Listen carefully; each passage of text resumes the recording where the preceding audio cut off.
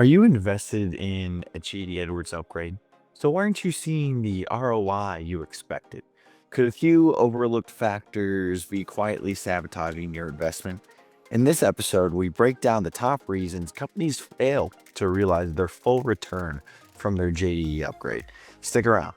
You'll learn how to avoid these mistakes and turn your upgrade into a strategic advantage. Welcome back to Not Your Grandpa's JD Edwards, the podcast for forward-thinking JD users. I'm your host, Nate Bushield, and today we're unpacking a problem we see far too often. Companies spending big on a JD upgrade and not seeing the payoff. We're joined by a reoccurring guest, Mo Shujat, VP for Application and Advisory here at ERP Suites, who's helped dozens of companies not just upgrade, but transform. Mo, how are you doing today? Pretty good, Nate. How are you?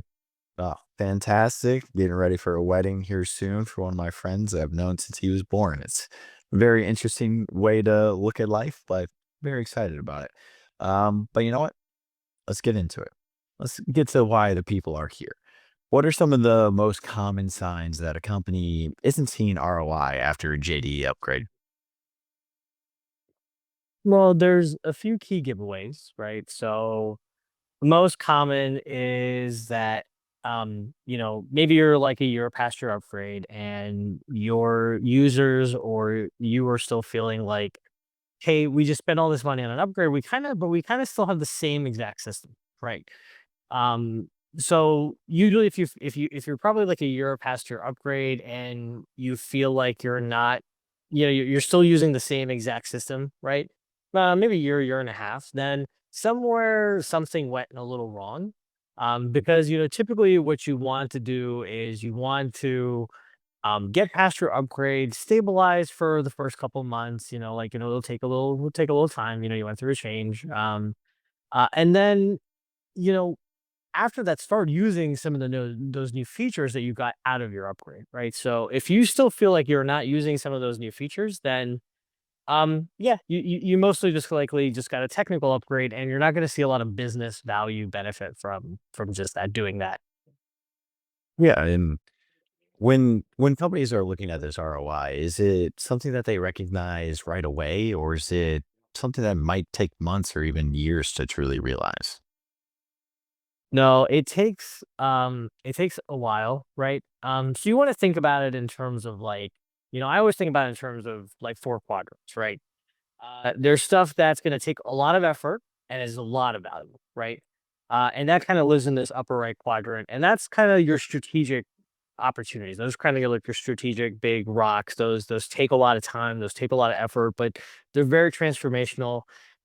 Those ones you kind of want to figure. Those ones are going to take years to get. Your return though, right?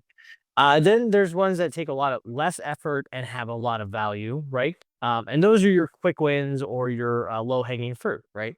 And for those things, you can usually start to see improvements and ROI pretty quickly, right? So, for example, you upgrade and then short after you've got this integration that's currently very manual, you're syncing data between two systems manually.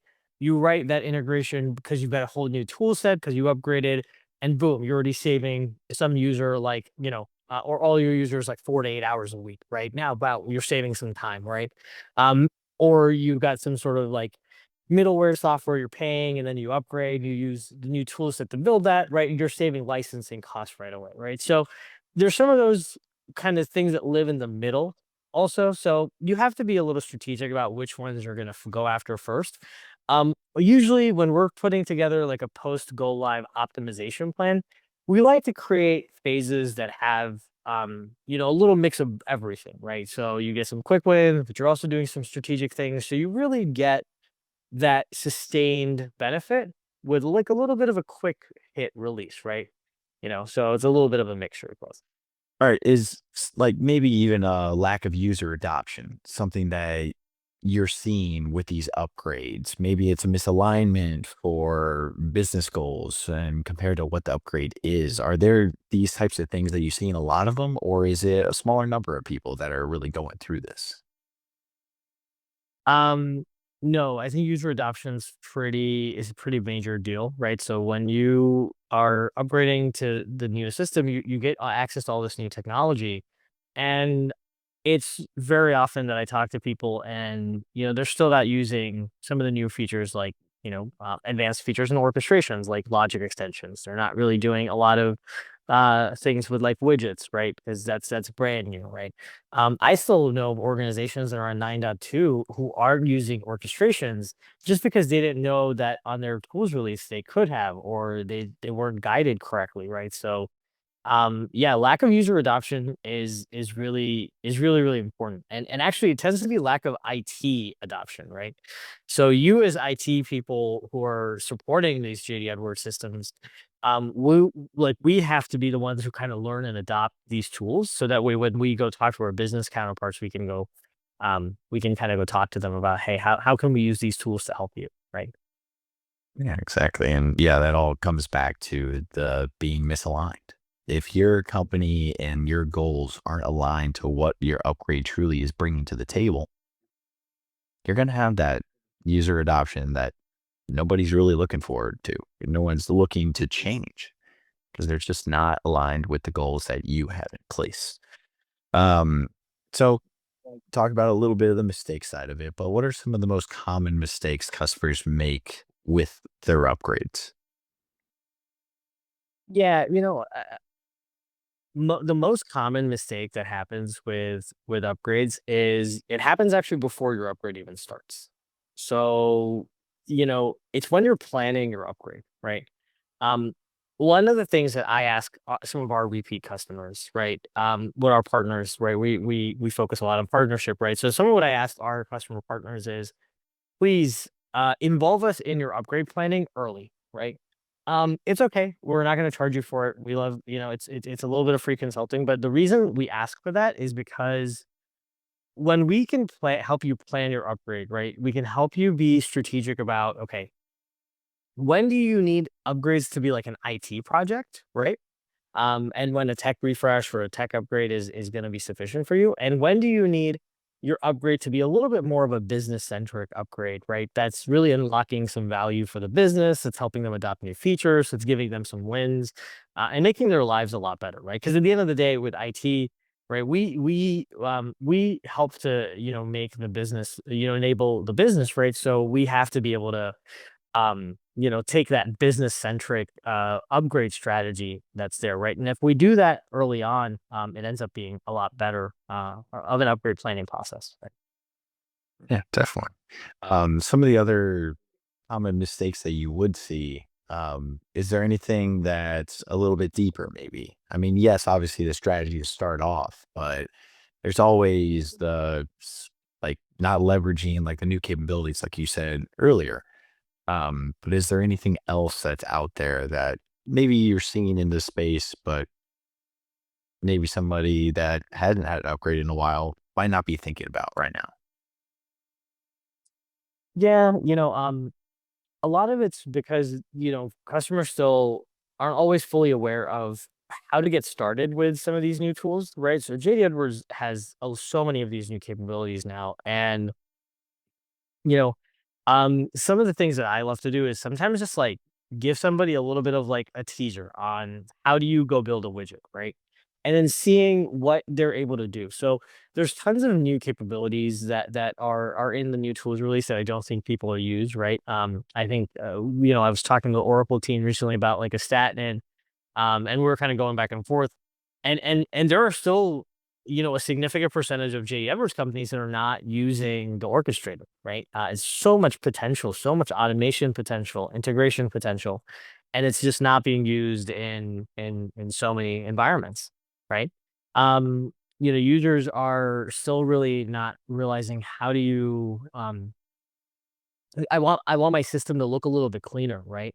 If I have my system looking a little bit more, a little bit less cluttered with more pertinent and more useful fields right on the screen, that ends up being really important. I think a lot of times I'm still seeing people not really utilize watch lists and notifications a lot, right? So We have this new possibility now of making our ERP be able to talk back to us, right? It's a very new concept, and I don't think we've all rewired our brains to think about it in that way. But our systems should be talking back to us. They should be telling us things. They should be informing and notifying us of things, right? And we should be able to know how to action those things and be able to quickly action those things. So that's exactly what notifications are meant to do, and we're still not using them, right? So um, there's a lot of these capabilities that I think just aren't leveraged, so it holds a lot of people back. And these are actually really good examples of those quick wins we were talking about earlier, right? So, orchestrations and UDOs don't take a lot of time. You can probably build some integrations while you're doing your upgrade. The timelines usually align pretty well, and that helps you add some value, some business centric value into your upgrade, right? So that way, UDOs is a really great way of taking a look of, okay, how can I do an upgrade but still take on a little bit of additional value added transformation without adding a ton of risk, right? Mhm. So, something that we talked about earlier, but just to get a little bit deeper into it, how often do GD upgrades get scoped as just IT projects without a business alignment? Um, Almost all the time, right? It's very important. It happens very often, right? IT, it starts with the budgeting cycle, right? It's last minute. Everyone's kind of scrambling to get their budgets in. You've been talking to your CIO, and you've been trying to get your budget numbers in, right? And so we kind of throw in, hey, what do we think of an upgrade, right? So like that's why I kind of go back to like start planning your budget, your upgrades earlier, right? The earlier you can start planning it, the better, because then you can start to build the case, right? For doing more of a value added upgrade or more of an IO, or, more of a type of upgrade where you can get ROI faster, right? You're going to get ROI out of an upgrade because, it's going to reduce risk and those things, but you can get ROI a lot faster out of an upgrade if you're doing some of these low hanging fruits, right? So, getting started early, really helps with planning out a more business-centric upgrade. Yeah, exactly. And you're talking about the planning side of it, but who should be at this table during the upgrade planning? Like, who should be involved in this to make sure that everyone in the company is on one page? Um, I think, I'm a big believer in big tents, right? So you have to kinda expand the tent with this a little bit. You have to include business leaders, but I also think you need to go a bit further, right? So, you know, business processes go through a sort of everything else inside of a business, right? So, it's very important to include your business stakeholders and your business leaders, but I would also challenge, include some super users and kind of that next level down of users as well. That like supervisory management level staff that's going to be able to tell you more of the day-to-day of where your processes are outdated, right? And what's happening there, and what are some of those challenges inside your business? Like, I recently talked to a customer service supervisor, and when she walked me through their extremely manual order entry process where they are typing out so much data by hand, and it is a huge bottleneck in their day-to-day processes, right? Having known that, now we can add that as something as that's like a potential to look at while they're upgrading to automate some things there, right? I think that's actually a fairly simple orchestration that we could make for them that would make their order entry process, probably 4 or 5 times faster, right? Because it would be a file upload instead of a manual data entry. So there's a lot of those things, right? So as you're thinking about planning out your upgrade, try to start with a bigger tent, right? Or at least build out a bigger tent of people. I think that really helps. And dive in a little bit into that deeper level of the processes because that's what's going to help. That's really where the nuggets of gold are, to be honest. Yeah, exactly. Having that cross-functional steering committee, let's call it. They're essential for this because, Mhm. yeah, you're completely right. If it's one side of the business and you're only focused on that, what about the 15 other sides of the business that you haven't really touched on? I like that. I like that a lot. So if the latest JDE upgrades are packed with powerful tools like Orchestrator, UX1, why are so few companies truly using these? Um, I think, it really comes down to like it's usually a time and knowledge problem, right? So, I get it. A lot of our customers run very lean IT teams, right? They run, um, they have two fewer mostly they have about like two or three fewer developers than they should, right? So I understand, I get that, right?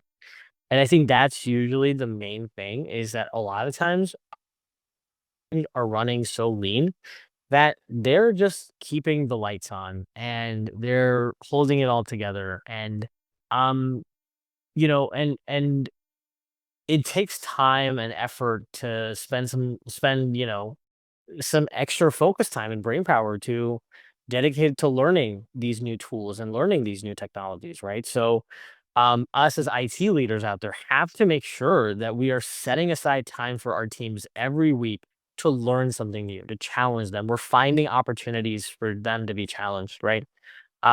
Like it's really, really important. And at the end of the day, every business is a people business.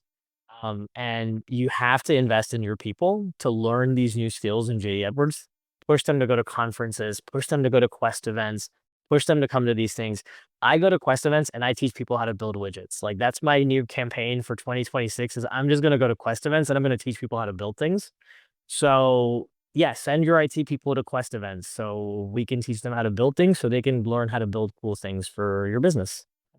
Yeah, of course. And on that same thought, can you walk us through like maybe one feature that's easy to activate, but maybe some companies they don't know about it or they're not looking to use it? Yeah, actually, I'm gonna go with like a super off the wall example with this. So there's like this feature called tasks, and it blew my mind when it first came out because I was like, wait, this is so cool. You can assign tasks to people in JD Edwards, right? So let's say that I want someone to go check on the preventative maintenance schedule for the next week, right? And I've assigned that out to my maintenance supervisor. I can now, but my maintenance supervisor is super busy, right? There's all these things, right? That are going on. He needs to check all these other things. So can I can now create a task inside of JD that task to him to send him a reminder to say like, "Hey, can you just make sure before 5 p.m. to go check this thing," right? And he can just do go check it. I can send a link in there saying like, "Hey, go check this thing." And the link will take him right to the screen that he needs to go to, see the data right exactly the way he needs to. And then he or she can just, can basically click and say, yeah, I've done that task. And look at that. We've now created a total end-to-end workflow that, you know, can help maintain a process that could keep your lines from shutting down or keep your business running, correctly, right? So there's like these really cool little things.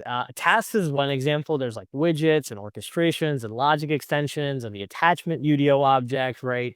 And the fact that you can now upload, Excel files right into an E1 page through a prompt. Like there's so many cool features like this that I feel like we're not using. But tasks, I was like, oh, that was a little bit of a off the way out of left field response, but I was gonna go with tasks, yeah.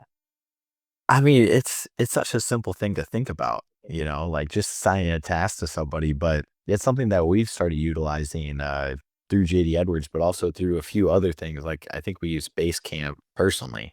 Um, just assigning a task. You would think that it's very easy and that, everyone would utilize that. But you're right. I don't think I've heard Yeah, anyone talk about tasks. I live and die off my Kanban board. If it's not on my Kanban board, it's not real. That's true. Is there like a real world example where a company might not have been using tasks or widgets or even orchestrations that ended up doing that? and then they actually turned around, and what was that impact to them? Yeah, yeah. I'm gonna go a little far back for this example because I think it's worth it. So I have this friend, this really emerging, great, strong leader in IT, who I've worked with for a number of years now, right? And we're both similar ages. We kind of both came up in JD Edwards in similar ways, right? And me on the consulting side, him on like the industry IT side, right? And I remember when we were both much younger, right? I'm talking about 8 years ago.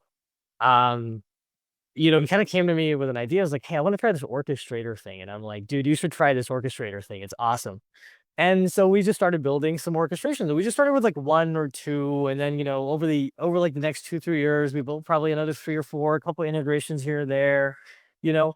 And I lost touch with him for a little bit because I moved to different companies and this and that, and I saw him at InFocus last year. And after a couple drinks, he whispers to me, "Mo, I want you to know we are running 1,100 UDO orchestration related objects in production today. And me and you had not gotten that one started. We didn't just take that one first step, so it would have never happened." Right. And he was just like, wow, yeah, like that's it. That's what it takes though. And like their example is a great example where, you just start with one and then before you know it, you're in the thousands. Right. Which is incredible to think about. I know that was a big conversation we had at In Focus with a lot of our customers that they're just trying to get started, or they're trying to get their toe in it and see what it's all about. And you were talking to one customer in specific. I'm not going to name names, but I remember that conversation so well because you told a similar story of one of your other companies that you've worked with before. And they're like, "Oh, you mean that they started with one and they ended with 20 by the end of the year, and now they're running how many?" And you could just see like the light bulbs flickering in their brains of, "Oh my God, this could be us." And just never crossed their desk, never crossed their mind, even though orchestrations has been around for a long time, it feels like. But moving on a little bit, why is process reengineering so important before or even during an upgrade? Um, so there's this gap in my mind, right? So if I could like put a chart on the screen, I'd tell you, like, so there's this area where our companies all live where, this is really where we're getting the value out of our ERP. This is how much of their system we're really using, right? And what we're really how well it fits our processes, right? Because every business evolves, every business changes, every business grows and adapts, right? So there's this like line, like if you think about a graph, right? Of and over here is kind of like how well the system fits and how much value you're getting out of it, right? We all kind of live somewhere in this bottom first quadrant where the system isn't fitting really great, right? Our processes have grown or they've changed, and our system was implemented the way it was 15, 20 years ago. And we feel like we're not getting a lot of value out of it. And then there's the other side of that quadrant where we want our system fits really well with our processes and we get a ton of value out of it. And in between those two areas lives this gap. And that is the valley of value, I'm coining it right there. Um, but there's a lot of gold in that space because that's really where all of your value is hiding, right? You have to find how do I get my processes and my system aligned in a way where they're kind of humming together, right? And if you're not process reengineering all the time, you're not doing some sort of a Six Sigma Kaizen or process improvement or like a center of excellence that's doing that all the time, you're always behind the curve. Your processes are always going to either outgrow your system or your system is always going to lag behind how your processes need to change and adapt, right? So it presents a very unique challenge because now we have to be really nimble at keeping up with our processes, right? And that's really where process mining comes in. So, with the new JD Edwards, you're gonna have tools like the process modeler, to really figure and to be able to do process mining inside of JD Edwards. But that that's going to be that's a really significant key, right? Because the more your processes and your systems don't stay aligned, the more friction you're going to have in your business, right?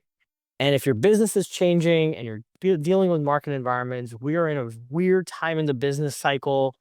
There's a lot of political uncertainty, right? So I think at that point, you want to be able to stay nimble, and being able to do process engineering is a really great tool to staying nimble, right? Right. Yeah, that lifting and shifting that you're kind of talking about there. It's not it's not sustainable. You have to upgrade. Exactly what you're saying. You have to upgrade your processes as you upgrade your system. One's going to outgrow the other if you don't. Really like how you put that, seriously. But can you share like maybe an example of like a process, like a month end close or even a sales order entry that should evolve during an upgrade? So process is tricky to figure out what are you going to involve. If like my side didn't tell you at the beginning, I love process improvement, right? But process improvement is also it's a little bit of a chaotic process itself, right? Change is hard.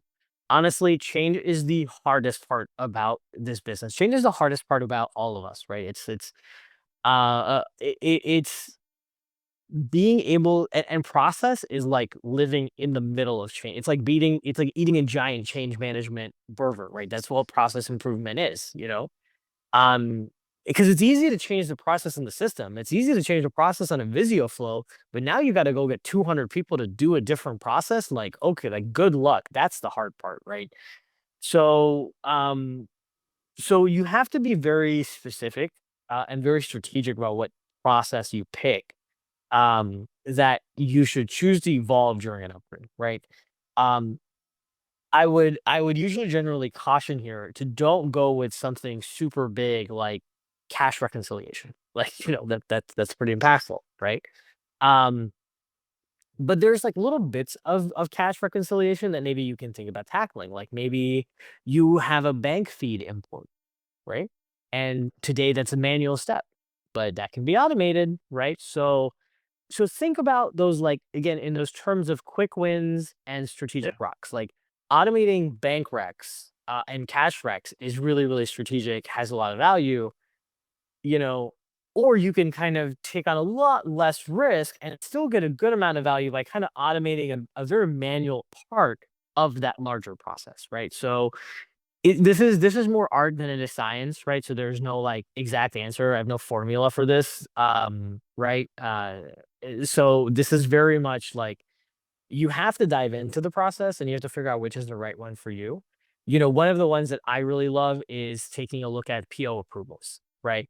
So if you're doing requisitions or purchase orders, you can automate and do one-click PO approvals and one-click requisition approvals that both approves the rec as well as we can do generation of the rec. And there's a button for that now.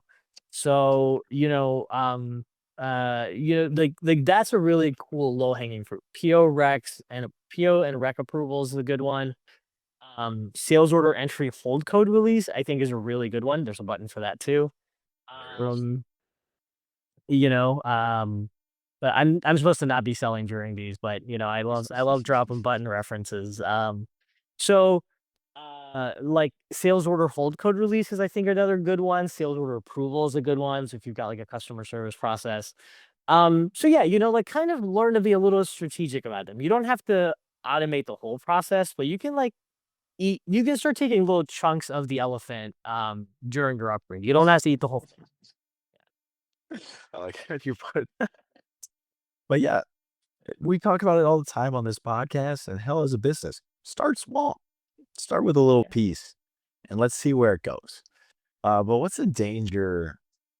And I really like this question because it's honestly something that I think about a lot. What Danger. what's the danger in treating the upgrade go live as the finish line? Oh God. This is like personal because like go live is a finish line. Like you like when you're in the throes of an upgrade and it's like you're getting battered by third parties and testing is delayed and you've got these critical issues and you're just fighting every day. You're fighting every day to push, push, push. We got to meet that date, right? Go live is a huge psychological.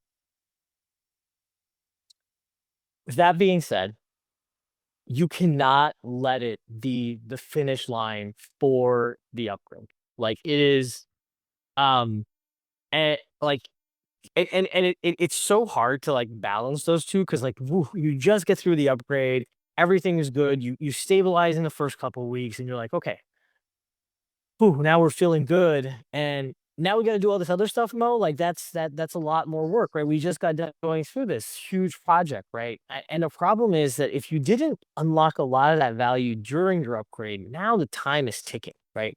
Because at the end of the day, as IT leaders, we're all kind of fighting this psychological battle, right? We're trying to make sure that hey, our users are enjoying our system. It's giving them the value that they need. It's meeting the business's needs and requirements, right? It's allowing to be met with the business's strategic goals, right? Um, and now you just spent all this money on an upgrade, right?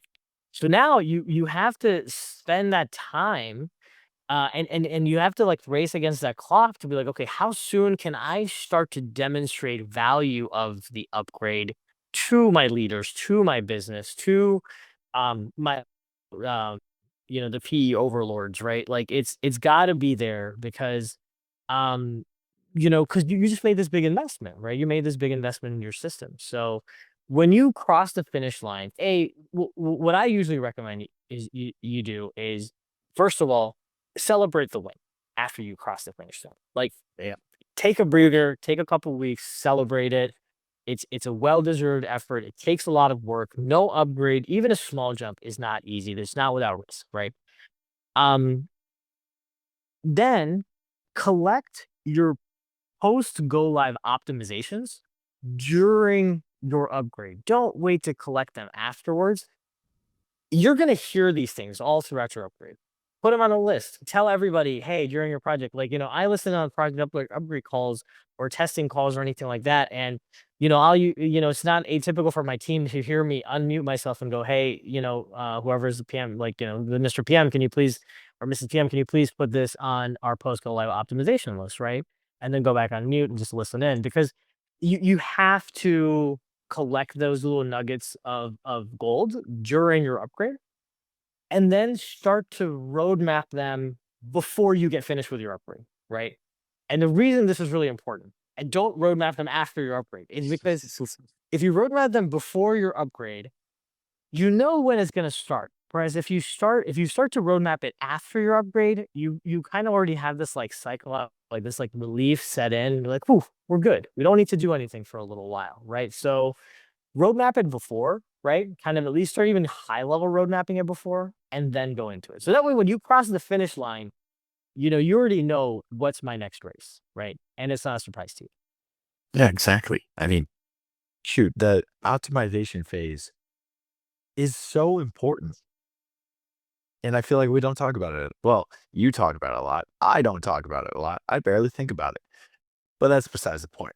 What is, if you were to say, this is one thing that a customer needs to do in the first 60 days after a upgrade, what would you say?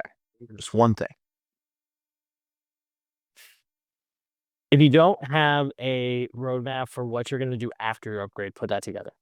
Like that's the first thing. If you do have that, um, start aligning your resources and mobilizing for whatever's on that list, right? Like that's what you have to do. So if you are somebody and you are in the middle of an upgrade right now and you don't have a post go live optimization or post go live roadmap, right? Or post go live plan, like you haven't started thinking about that, put one together today. Like that's the number one key. If you do have one and you've just finished an upgrade, um, start aligning your resources to be able to start working on that plan. Start delivering value for that upgrade right away. Yeah. And in that 60-day period, are tools like, what's it called? A GDE health check or system usage reports, are they underused in those 60 days? Yeah, there's a lot of tools that you can use within the system. We also kind of, as part of our upgrades, do a little bit of a health check, just because a lot of our customers are very long term customers. So we do our upgrade, and then we also kind of, at a later time, kind of within that 60-day period, kind of do a health check and see, okay, how's everything going? Are you getting what you needed out of the project, right? You know, do you have that, right? So most of our almost all of our upgrades will have like a list or roadmap after the upgrade. So usually we've already had the conversation. It's usually not a surprise to anybody. That's perfect. Um, and then the last part, and then I'll get you out of here. But when it comes to the security side, or even if you're looking to automate, or maybe you're looking to tune some stuff, would you say the first 60 days are the most important time to do that? Or do you see it more in like months after that they finally tackle these tasks? Um, Security you have to put to the top of the list, right? Just because there are bad actors out there, and they're going to look for any sort of security loophole they can get, right? Um, the um Automations, I would typically say, go on after a little while. Um, one thing I see customers kind of pick up right away is integrations, right? So right for almost right after they upgrade, almost right as soon as they're upgrading, yeah, they're thinking of bringing integrations in as part of their upgrade, or they're doing them very soon right after their upgrade. We even have one customer that's kind of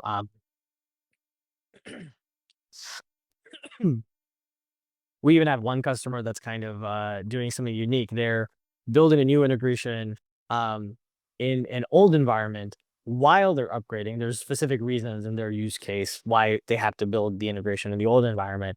But we're building it. We're having to sort of build it in a way where it will be both scalable and applicable to the new environment as well. So that's been a fun and interesting challenge. So.